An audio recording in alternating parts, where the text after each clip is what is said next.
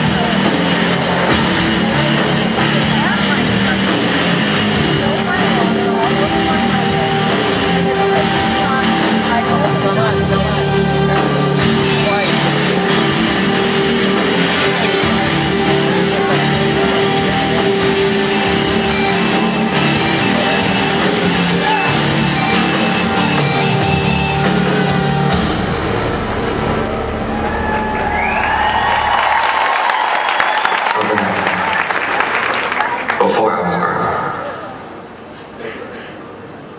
And I've never told anyone this. You can trust me.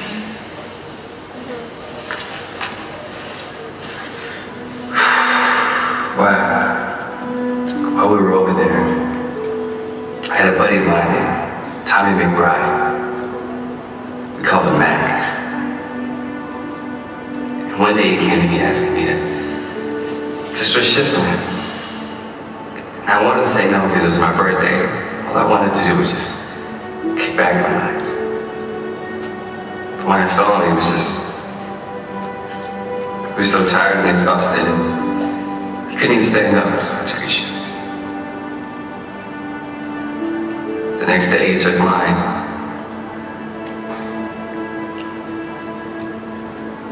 And he never came back. I was driving a Humvee in Iraq when my front left tire went over a landmine. The last thing I remember is being in Iraq and feeling and thinking my life was going to end. The next biggest thing I remember is just seeing my mother.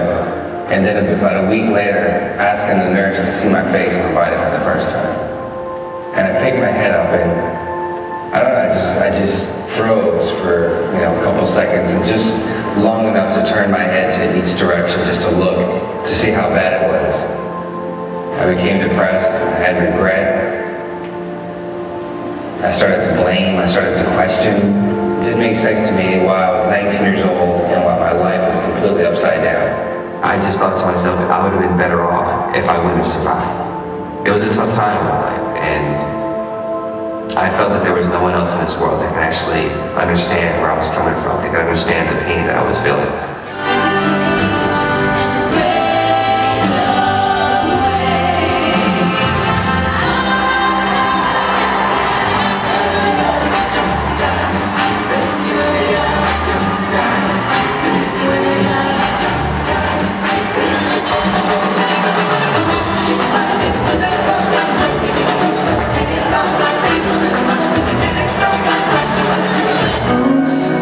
Till then, little fall in the shoes.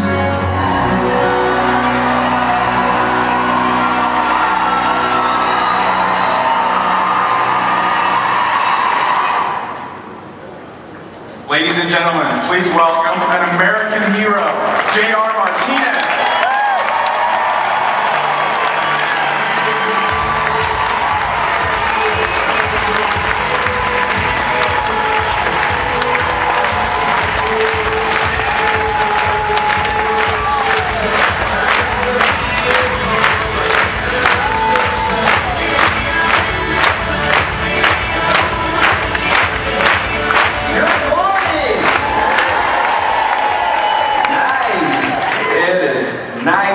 Pleasure. It's an honor to be here, and especially to say good morning to all of you. And all of you respond.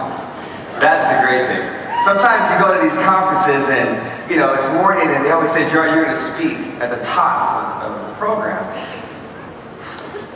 Don't know if I really want to do that because now all the pressure's on me to kind of wake everybody up. So thank you for saving 30 minutes of the first part of my speech of waking you guys up. So.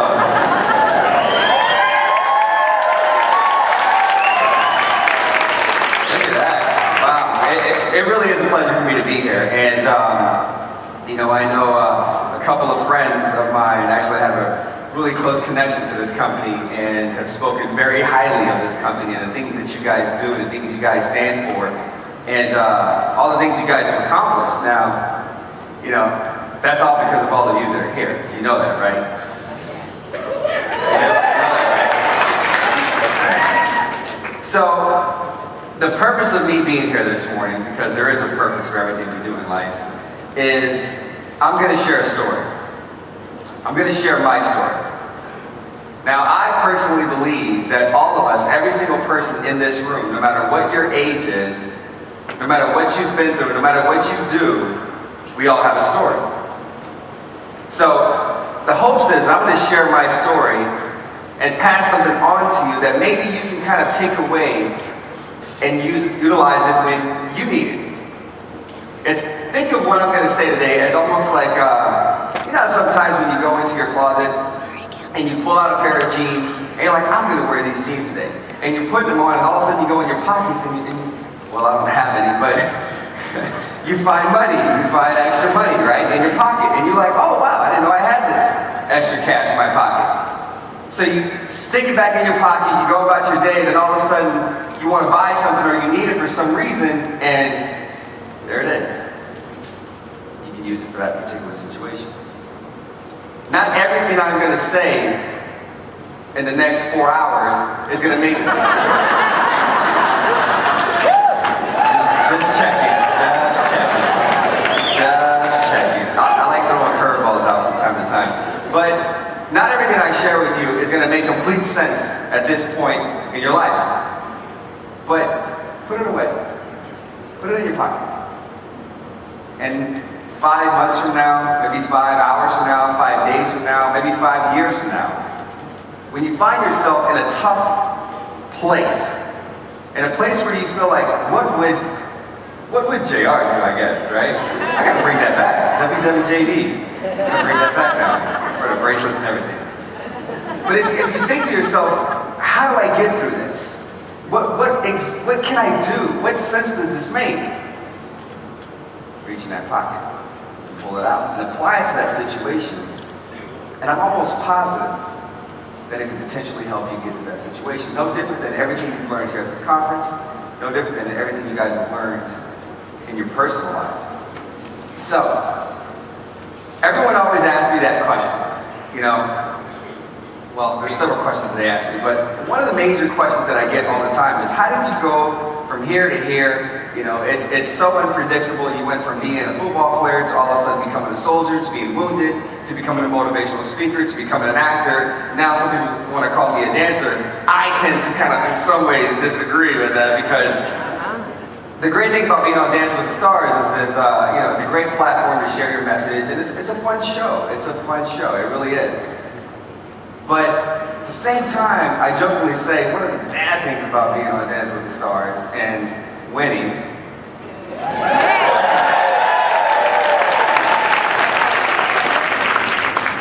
So a friend of mine says, if you don't pat yourself on the back, who else will? So I had to start there. But is that I've been traveling, and Karina has too. We've both been traveling all over the place. And I don't know if it's happened to her yet, but it happens to me all the time. I'm sure it happens to her, because she's been doing it a lot longer than me.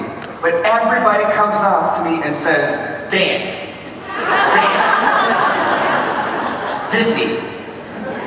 Do you understand that it took hours of rehearsal for me to even get to the place where I can kind of dip Karina? She just taught me a step and said, you have to learn this minute and a half and do it. And that's what I did. So I don't necessarily know if I'm still a dancer yet. The extent of my dancing outside of a these waltz goes maybe back to this, you know? When in doubt, do the running man. It works all the time. Trust me. That's how I got on Dancing with the Stars. They said dance. And I was like, oh, that's all I have. They're like, yeah, you see potential there. You light on your feet. But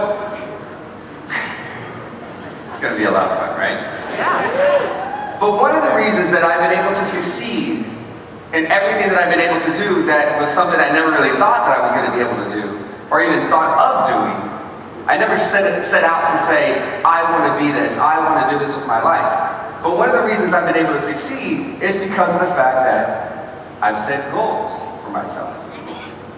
Goals. Now, I think a lot of you have been hearing about goals, right? You guys been hearing about goals, have you? Yeah? It's important. It's an important word. And I think the people that set goals in life are the ones that always have that kind of motivation. A goal is a beautiful thing. It gives you the long-term vision of what it is that you want to accomplish, but gives you the short-term motivation to accomplish it. So, let's get right into it. My family, I was told this earlier, my family is from a small country in Central America called El Salvador. Anybody? Where's the pupusas? Yes. No, I'm serious. Where's the food? Alright. I mean, that's cool. We can high five all day, but I want to taste it. I don't want to talk about the food. We'll go afterwards, okay? Alright, cool. Done. We got a date. So, my mother had a goal. She had 2 daughters in El Salvador, and her goal was, I'm going to come to the United States of America and go after the dream. My goal is to come to this country, make enough money in a couple of years, and then go back to my country and be with my 2 daughters and the rest of my family. That was her goal. Well, her goal changed when she met my father, and then her goal really changed on June 14, 1983 in Shreveport, Louisiana, when, as the show made fun of this, they loved saying this, Jose Rene Martinez. Karina, she loved that. She loved Jose Rene. She kept saying that. So she's actually one of the very few people that actually call me that outside of my mother. But I was born on June 14, 1983. Now it's great to have goals, but you have to understand that at times, whether we choose or whether just life happens, our goals are going to shift. And we have to maintain almost that childlike mentality to be able to be flexible and adapt and make it work. Now, you can take a kid and with a bunch of his friends and pull him out of that class and maybe put him in another class and, you know, well, let's play, you know, and that's what kids do. And I think that's the important thing about us as adults. We have to maintain that. So, well, my father had a different planned goal. Well, I didn't say his goal, I hope it wasn't his goal, but at 9 months old, he actually decided to leave. So my mother was left with a choice. What do? I have this newborn, I don't know the English language that well. I'm miles away from my family and my friends. Well, she made a choice, and she said, my goal is going to be to stay here in this country, to become a citizen, to get work, to learn the language. At the same time, my goal is to be able to raise this young man, this young boy, that I didn't necessarily plan for this to happen, but I'm going to raise him to be a great man. That was my mother's goal. Well, I mean, I can fast forward and say she's done a great job, but let me...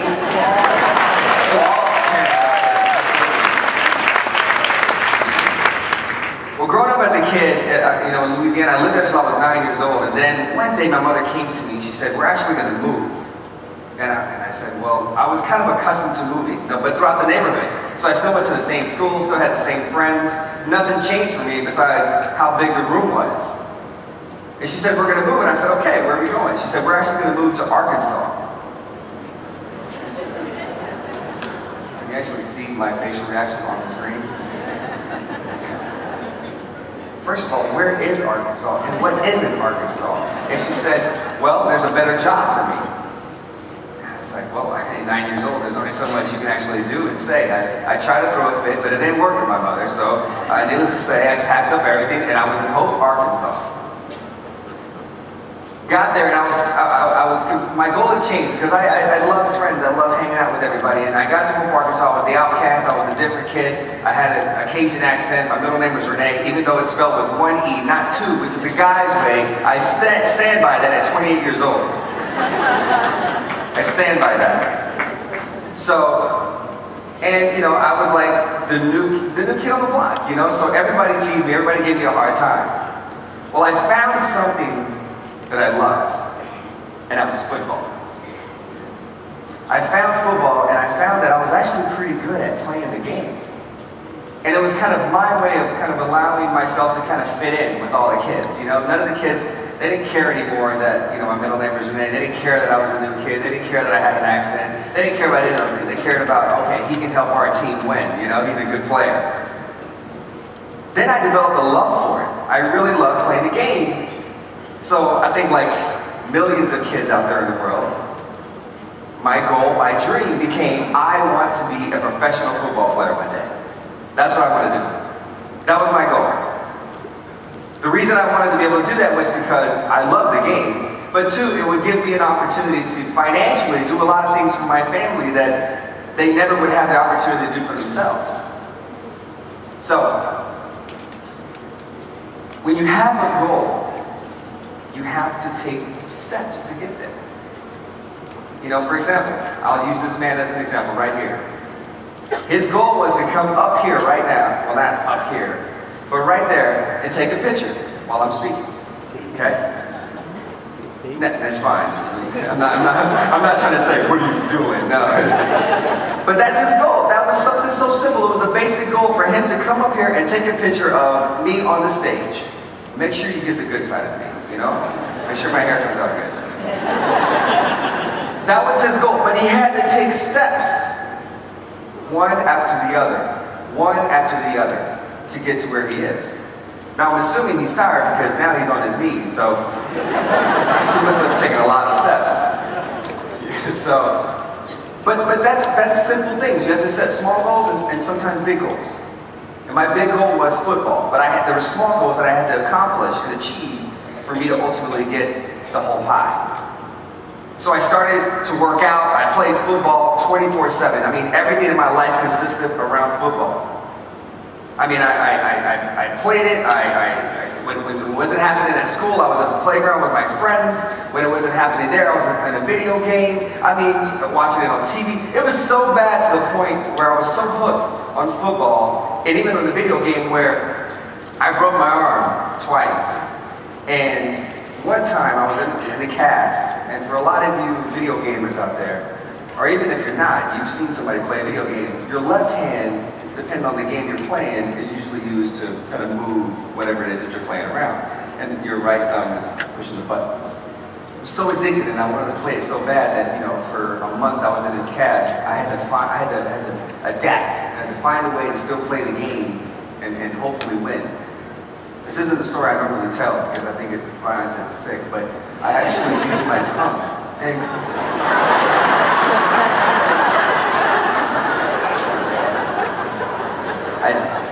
I went downstairs to eat. My mom was like, why are you talking like that? My tongue hurts. She's like, stop playing the video game with your tongue. Kids. But I was doing the things necessary to accomplish my goal. Finally, at 17 years old, because I had this goal, a lot of my friends growing up in Arkansas got involved and got caught in the cycle, so to speak. A cycle of negativity, a cycle of violence, a cycle of drugs, a cycle of just not really having any goals for themselves, not having any dreams for themselves. And I didn't like that. I personally felt that there was more. There was more for me out there. There was more for me to accomplish and to achieve. And a lot of that was because of my mother, and a lot of it was because I was born with that. Something that was instilled in me to understand that. So at 17 years old, I said to my mother, I said, I'm kind of ready to move out of Arkansas. And she's like, where do you want to move to? You know, you only know Louisiana and Arkansas. And so things happened. One of my mother's friends called and said, hey, come to Georgia for vacation. So we went to Georgia for vacation. You know, my mother looked at it as a vacation. I looked at it as an opportunity to scout the whole town, see what it was about, see if they had a good football team, see what the schools were about, everything. We come back to Arkansas. This is my junior year, is right about to end in high school. And my mother comes home one day and to find me standing on the couch, taking off picture frames. And she's like, what are you doing? I was like, we're moving, right? And she's like, no, we're not moving. I mean, there's things that I have to do. I have a job, I have bills. And, you know, we can't just get up and go like that.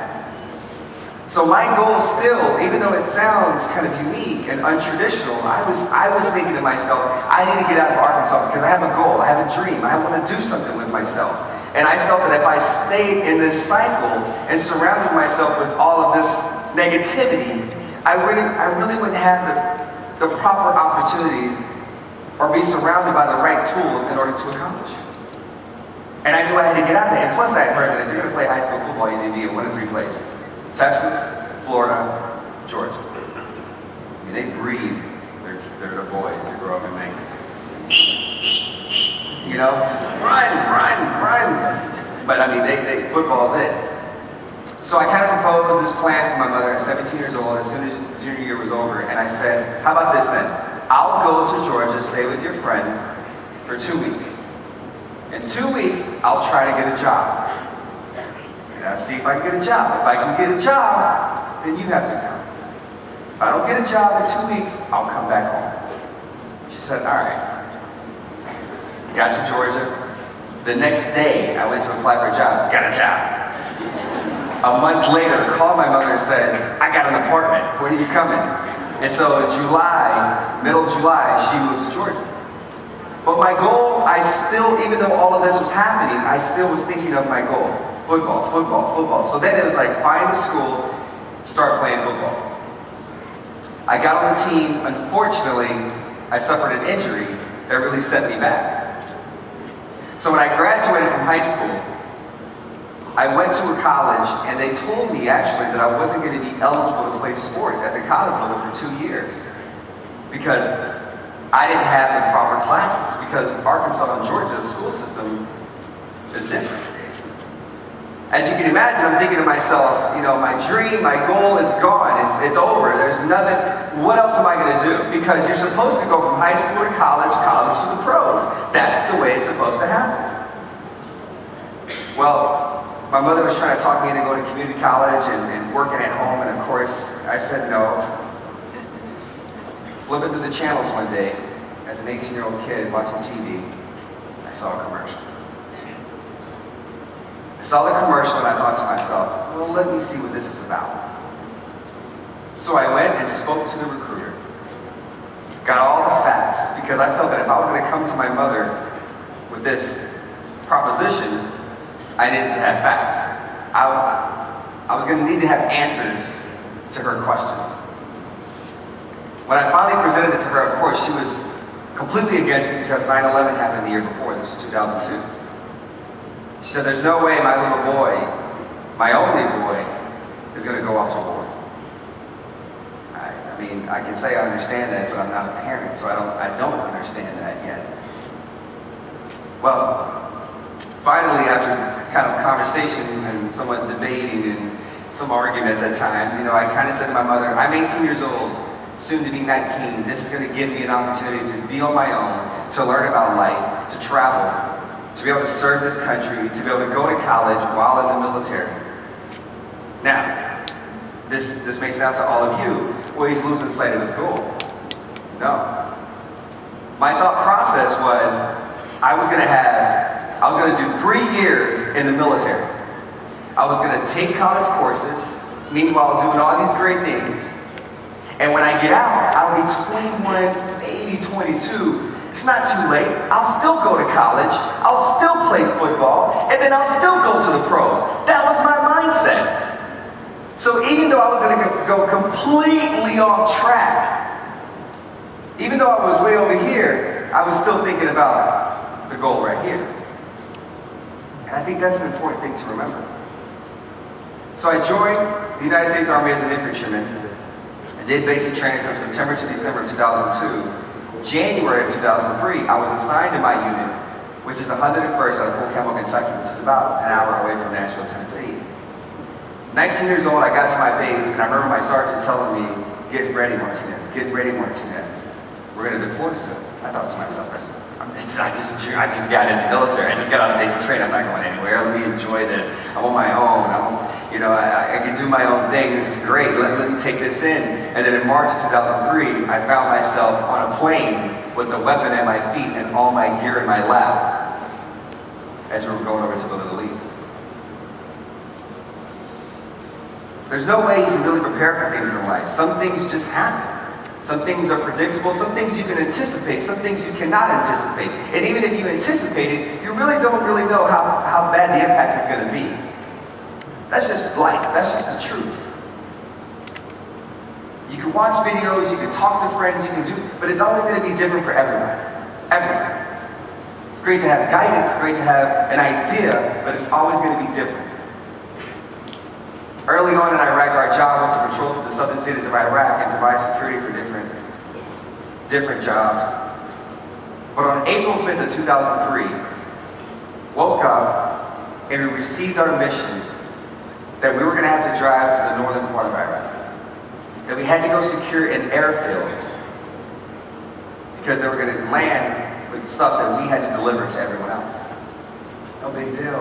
That was our goal. No big deal. We'll get there. We start out driving, and then we get to the city called Karbala, and we were stopped by military intelligence, and we were told that we were going to have to reroute because the road that we had chosen is not safe. So after sitting there figuring out a new way to get to our destination, we rerouted, and they told me, Martinez, it's your turn to drive. 19 years old, here I am. One hand on the steering wheel. I'm cool, not thinking anything can happen. Cool, with one hand on the steering wheel, all the guys in the vehicle, there's 4 of us, laughing, carrying on, joking, because you have to have humor to kind of get through those things. And so we're sitting there talking and joking, and I'm thinking to myself, these guys are crazy. When all of a sudden, boom! My front left tire went over a landmine. The other 3 soldiers were thrown out of the vehicle, all walked away fine, great. I, on the other hand, was trapped inside the vehicle and the vehicle caught on fire. I was completely conscious of the 7 to 10 minutes that I was trapped inside the vehicle, and the whole time I kept thinking to myself, this is where my life is going to end. That dream, that goal, it's done. Completely done. I can envision them actually giving a flag to my mother at my funeral and just saying thank you. But there's something down deep inside of every single one of us, and I truly believe that, and you can't tell me no. One, because I only have one ear, so I want to hear half of what you're saying. But I truly believe there's something deep down in every single one of us where we have just enough to get through what we are going through. You don't know that now, and that's why it's easy for people to say, no. Well, because you haven't faced that thing. You haven't had to use it yet. So me being trapped inside that vehicle, there was something that just kind of came out. And I just said, I gotta fight. I gotta stay strong. I gotta just hold on just long enough for them to come pull me out of the vehicle and even give me an opportunity to potentially live. Well, it happened. They pulled me out of the vehicle. They medevaced me to a local medic station. They put me on a ventilator because my organs and everything were damaged because of the smoke that I'd been exposed to. So I went into this medically induced coma. They helped put me out. And then from there I went to Germany, and I was in Germany for about 3 days, completely unconscious. And then from there I was brought down to Brooke Army Medical Center in San Antonio, Texas, where I spent 2.5 years. 3.5 weeks after my injury, I woke up out of this coma. The first things out of my mouth was, of course, to my mother, and I said, I loved you. The last words that I had to my mother before I left to Iraq, I hugged her, and I said to her, I said, don't cry. Don't worry, don't cry. They can't stop me. One way or another, I'm going to come back home. So my first words were to my mother as I picked up my right arm as far as I could, and I said to her, I told you I was going to come back home, and I said, I loved you. And she turned around, looked at the doctor, and she's like, JR's going to be okay, don't worry. That's JR. But I didn't know what I was in for. I didn't know how difficult it was going to be. I didn't know that the recovery process. I'd never been through this. I didn't know anyone that had been through this. So after about a week of going through the recovery, it was excruciating, the pain. And finally I just said to myself, what is wrong with me? Because I hadn't been able to see my face. I remember the doctor, the next day after I came out of the coma, came into my room and pretty much broke the whole routine down for me. He said, this is what's going to happen. Around 7:30, your nurse is going to come in, your nurse is going to feed you. After that, your nurse will come in, put you on the shower bed, take you to the shower. After that, your nurse will bring you back in, do your care. Your nurse will then dress you. Your nurse will do everything for you. I blocked him out the minute he said my nurse was going to come in and shower.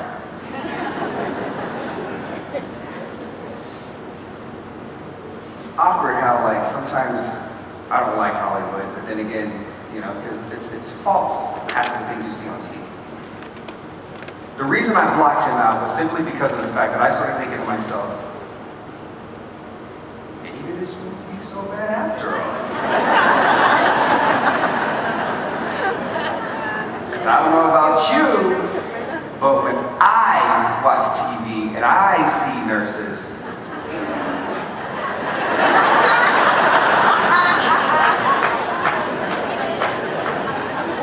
then Mike walked into my room.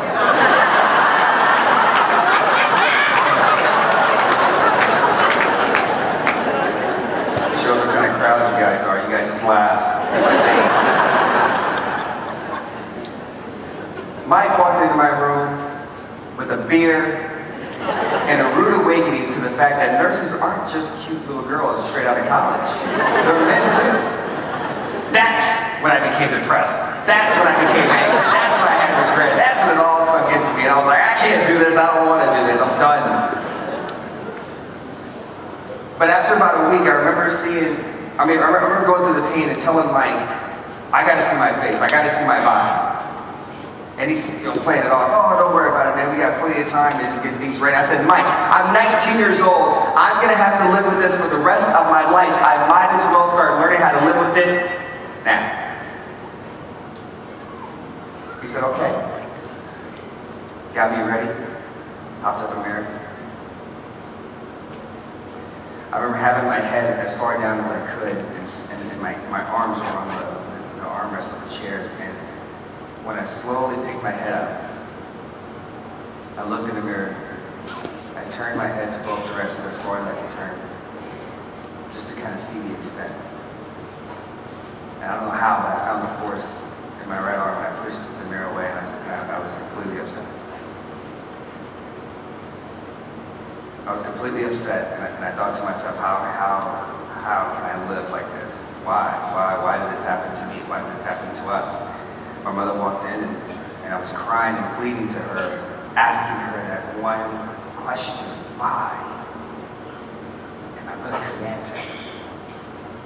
My doctor, Mike, chaplain, nobody can answer.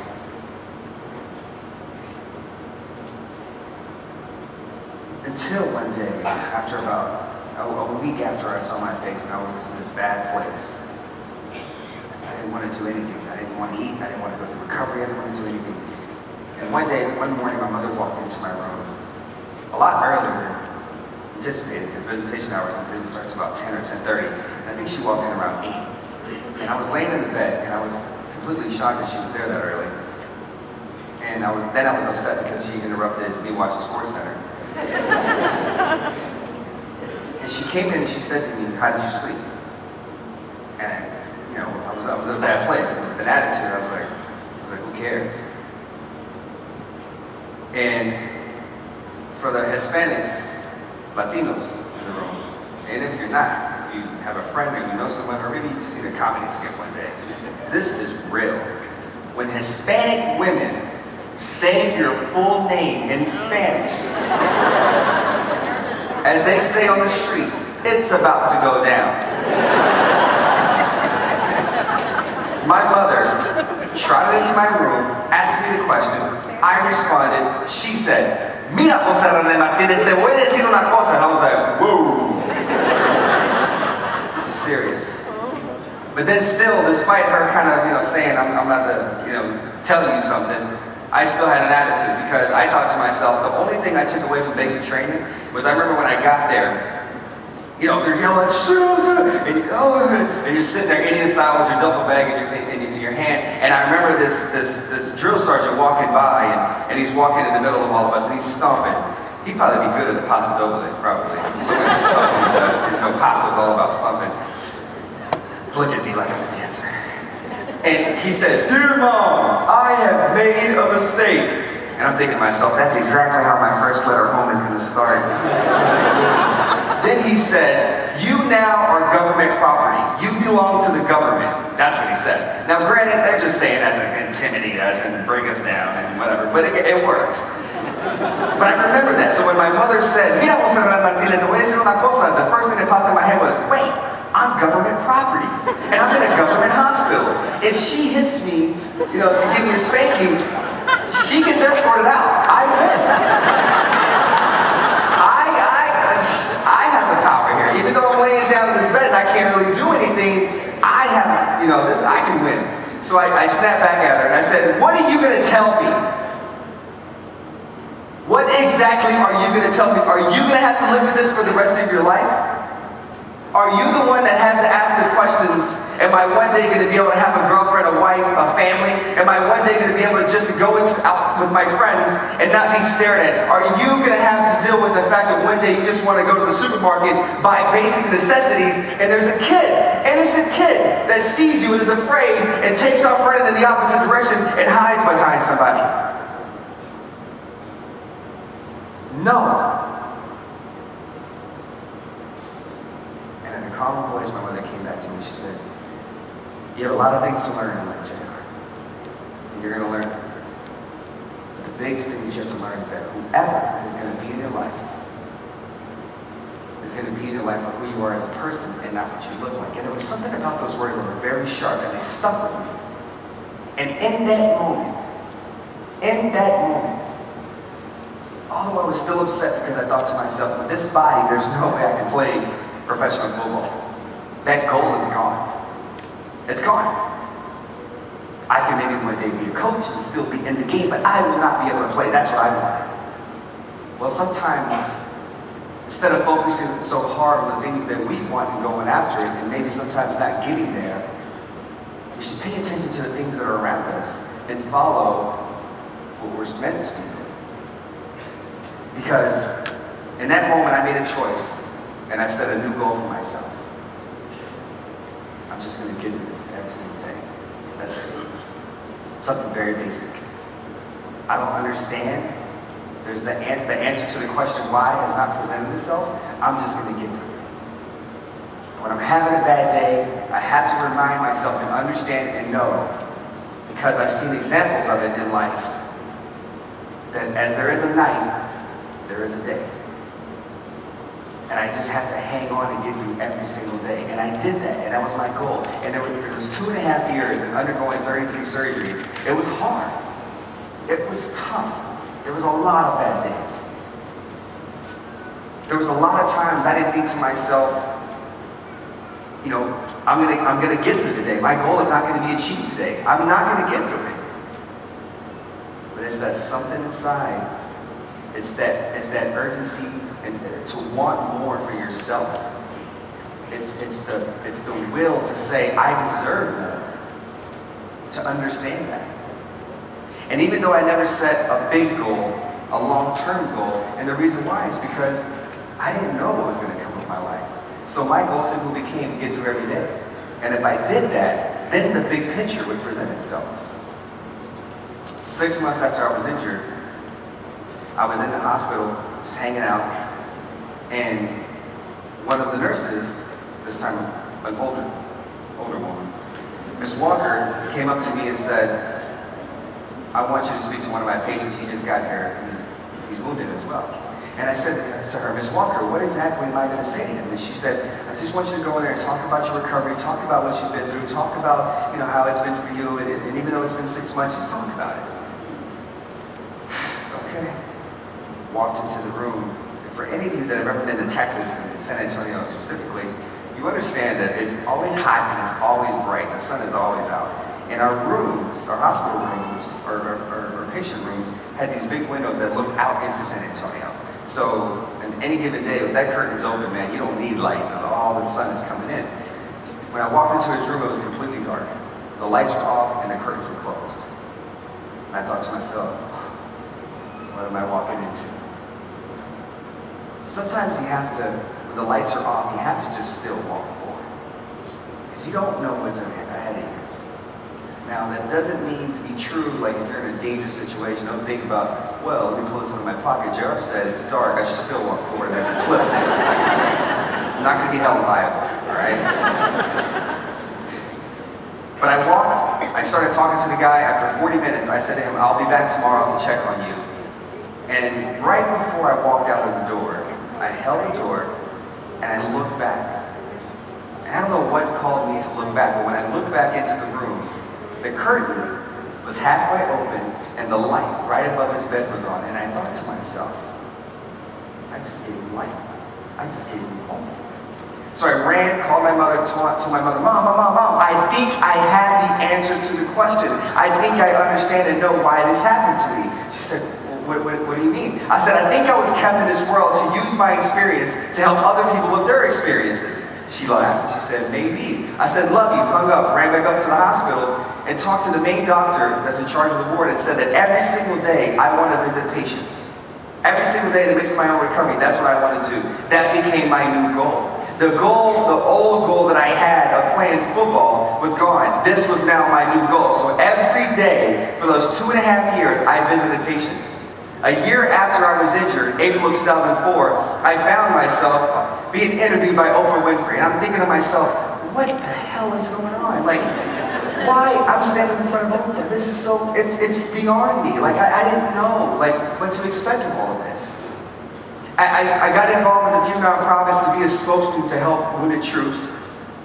Then in 2004, people would see me on interviews that I would do and say, we want you to come speak, we want you to come speak. Whether it was a high school, whether it was a college, whether it was a company, whether it was a church, it didn't matter. I'd never done this before, and I thought to myself, I don't want to take that leap. I don't want to walk into that. No, absolutely not. Finally, I did it. Just to find out, I actually love this. Wow. Sounds a lot like a relationship, doesn't it? Get away. Oh, I love you. So then, everything that I got involved in, when I decided to become a spokesman, I said my goal was I want to be the best spokesman there is. I want to find a way to really get better. And every time I jump on CNN or Fox or whoever's interviewing me, I want to nail it. I want to bring it home. I want to say, I did it. That was my goal. Then when I took the leap and said I want to be a motivational speaker, my goal became I want to be the best motivational speaker there is.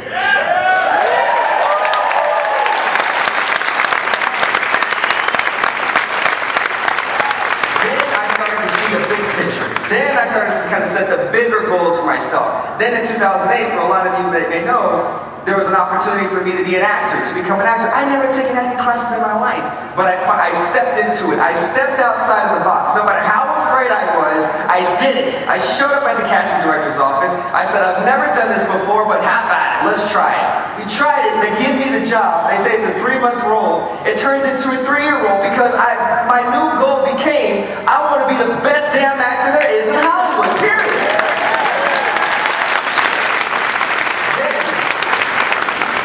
What a lot of you know, the opportunity presented itself Dancing with the Stars. That's a big leap, man. I'll tell you. It's one thing stepping in front of potentially 2,500 people and not delivering and messing up or whatever. That's only like a small portion of the world, the people in the world. So you guys remember, but hopefully you won't tell anybody else. But going on Dancing with the Stars and dancing in front of 20 million, that's a whole nother story. If you mess up, the whole world is going to know, and they're going to remember that forever. Which leads me into my next thing. Sometimes you don't know what to anticipate. Sometimes you don't know who you're going to be alongside. Sometimes you don't know who's going to be sitting in that cubicle right next to you. Sometimes you don't know what it is exactly that they're going to bring to the table or how well you guys are going to work together. Well, that was the big question and the big thing that was brewing through my mind when I knew I was going to be on Dancing with the Stars. Who is going to be my partner? Who is going to be my partner? Who is she? Who is she? Hopefully they don't give me a guy, but who is she? Who is she? Who is she? And I met my partner for the first time. Not only is she beautiful to the eye, but she's beautiful on the inside. Very talented, amazing individual. And we understood the things, feeding off of one another, how that's going to work. How we can really make this thing happen for her and for me. It's teamwork. You have to understand that every single person in this room brings something unique and different to the table. And all of us, it's our job to find what that is and work with it and make it happen. Set a goal for yourself. A small one, a big one. Doesn't matter how, don't compare it to anyone else's goal. You do what's best for you. And when you're working with someone else as a part of your team, set goals together. But understand how to work with one another to accomplish that big goal for yourself and for this company. And to allow this company to be what it has been for people. Allowing people, I'm actually wearing beauty products now. You guys don't know, it's new skin all over my face.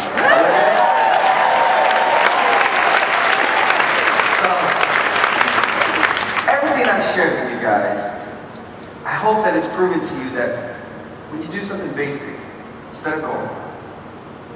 When you work with other people around you, even though sometimes you don't click very well, when you're positive throughout this whole process and you stay strong, and you believe, great things can happen. So, whether that makes sense now or it makes sense later, just put it away in your pocket or use it now, whatever you choose. That's up to you. It's 2012, it's a brand new year.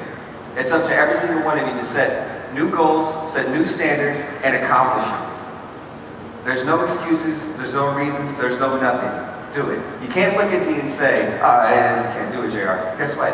I was in a hospital bed, not expecting to live, learning how to walk. And 8.5 years later, I learned how to dance in front of millions of people. So with that said, I would like to take this opportunity to introduce to you the girl that I genuinely have so much love for. She has become an amazing friend to me. Her and I created memories together that I'll cherish for the rest of my days. And I'll probably be that old man sitting on the porch talking about, yeah, I remember doing that foxtrot.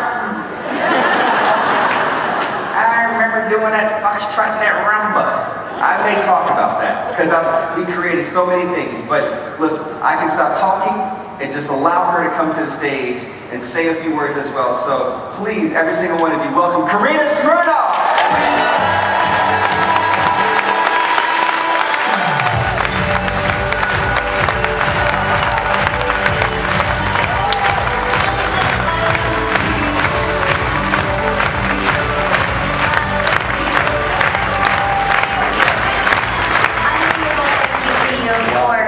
Such an amazing partner and such an inspiration to me, and I'm sure to all of us today.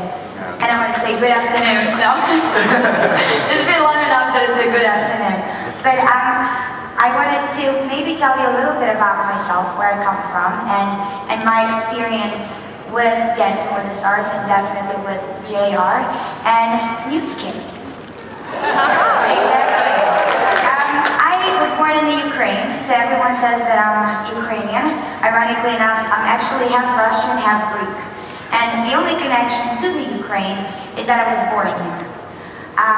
My family was pretty well off back in Ukraine, and being the only child, I pretty much had all the attention and all the love. But then, he knows, but I'm not a brat, I promise you. So at some point the turnover happened and all the Soviet Union republics broke apart and became their own countries, and communism ended, and it literally happened overnight. So people found themselves without jobs, without money, not knowing what tomorrow is going to bring, and crime escalated to the point where my family's friends, the partner of my dad's business, the whole family got pretty much murdered. They got knifed down. They came in looking for money, and they didn't find anything, but they were trying as hard as they could, and they killed the whole family. 2 kids, and a father and the wife. So my father came home one day after that happened, and he said, we have to move, because this is not a country or a place where dreams come true. So here's me, 14 years old, thinking that, life is great. I dance, I go to school, I have loving parents. And then in one night, pretty much, we packed everything that we could take with us, anything that we could carry, pretty much. Coat, clothes, shoes, no money, no foundation, no house to live in, and moved to America. We get to the States, and growing up in the former Soviet Union, you see American news. You see the city, Manhattan, skyline, beautiful buildings, and we get to the Bronx. And at that point, I go to myself, like, I probably did something wrong, and they decided to punish me by taking me here, because you see garbage everywhere, like homeless people, and I'm thinking, this is not the dream. And not to mention, at this point, my family has absolutely nothing. Nothing. We don't have money to go buy dinner that same evening. So we start from scratch. I'm 14 years old, don't speak the language, completely frightened to even start talking English. Push and pull, walking into the stores was huge deal, because I couldn't remember which one is which, and I was embarrassed to even walk up to the door. But eventually, little by little, we started to put the pieces back together. My father was delivering newspapers in the morning by foot, and I started working in New York Public Library at the minimum wage. I remember, like as if it was yesterday, $4.25. And then on the weekends, my mom and I used to clean hair salons.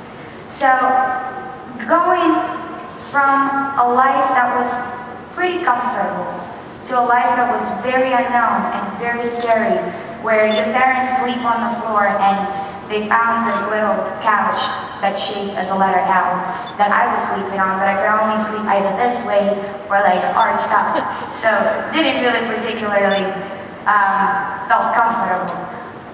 But I started believing that if you work hard and if you believe that you can achieve something, that you can get there.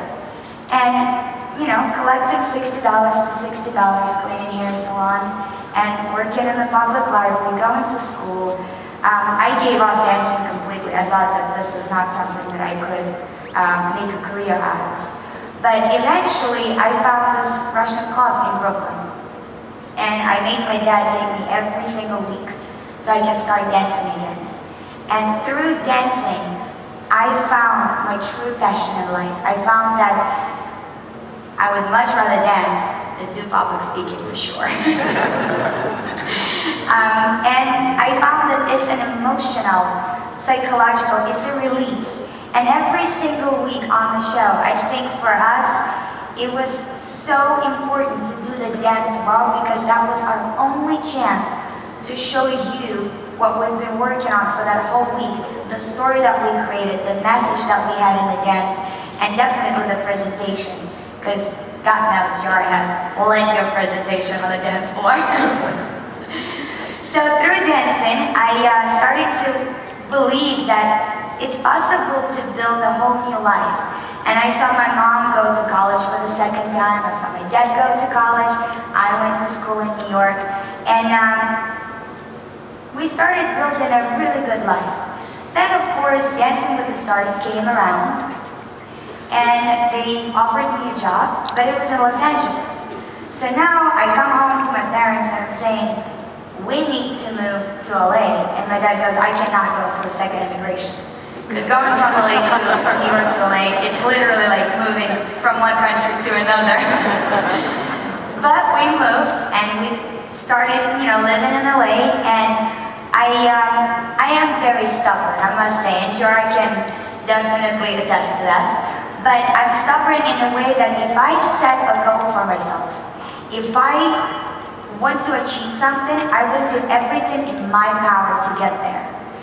And by being on Dancing with the Stars, on one of the biggest shows on television right now, it has taught me that yes, you can be as strong as you can possibly be, but you can't do it alone.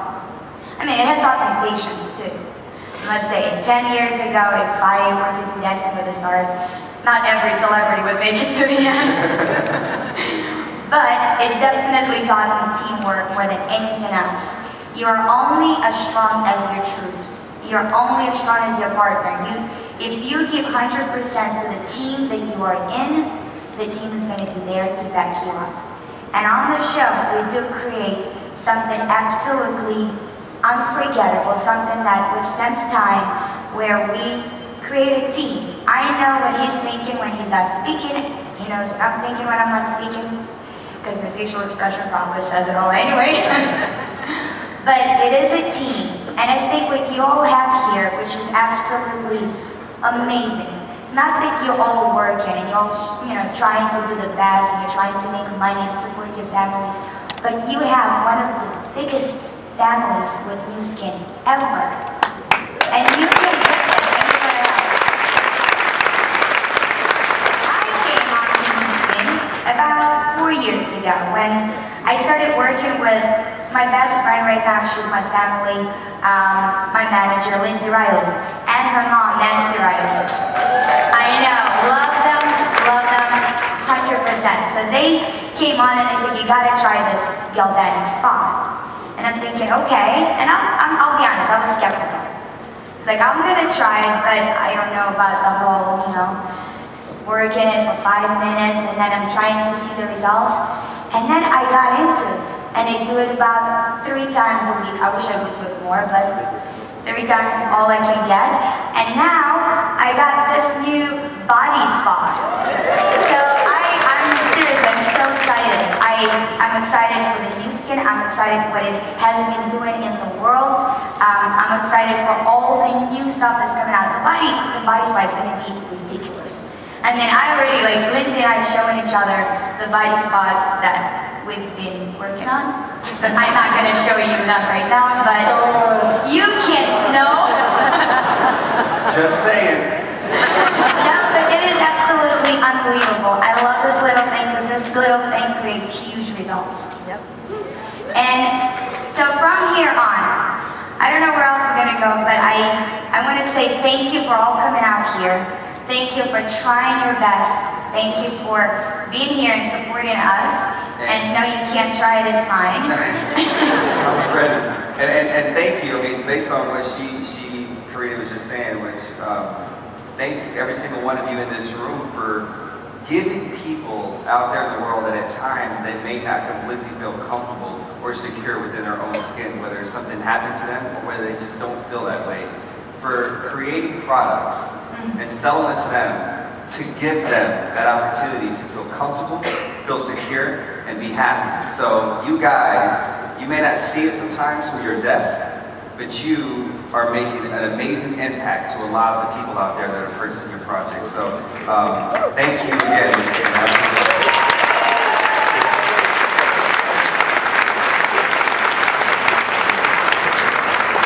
So 2012 is just starting, right? But I think it's a perfect time, perfect place. That's where the magic happens. What is it, Disneyland? Disneyland, yeah. But the magical place on earth? But I should know. Magical place on earth, right? We employed by Disney. I should really know. Happiest place on earth. Happiest place on earth. So I think we can set a happy goal for 2012. Whatever that goal is, whatever the amount of galvanic spas that you want to sell, whatever the amount of income you want to create or change lives, or whatever that goal is, 2012 is going to be the year that we can achieve it. Absolutely.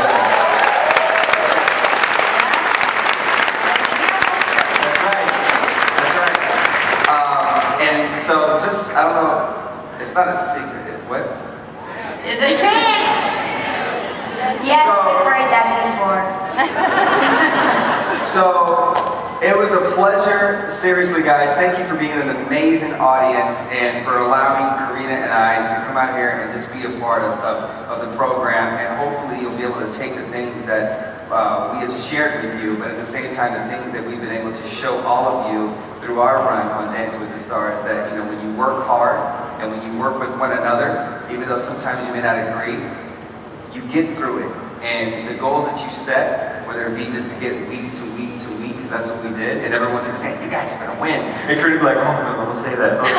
Oh, I don't want to jinx it. And so our goal was strictly week to week to week. And ultimately, it was there, the big goal, and you were able to do it. So we hope that you guys will take that away, integrate it into your own lifestyles, take it back home, take it to your families, take it to your friends, create something amazing for 2012, and we wish every single one of you countless amount of blessings. Thank you.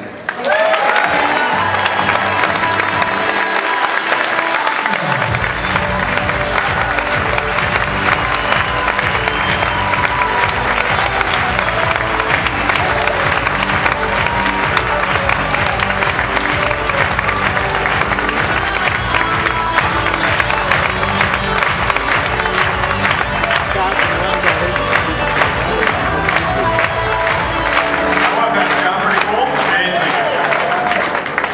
So they're quite the dancers as well. Are we going to see them dance today? Do you think we'll have the chance? I think so. You guys want to see them dance? JR and Karina, maybe if you're back there, maybe you can get your dance clothes on. We'll see them in a few minutes. How's that sound?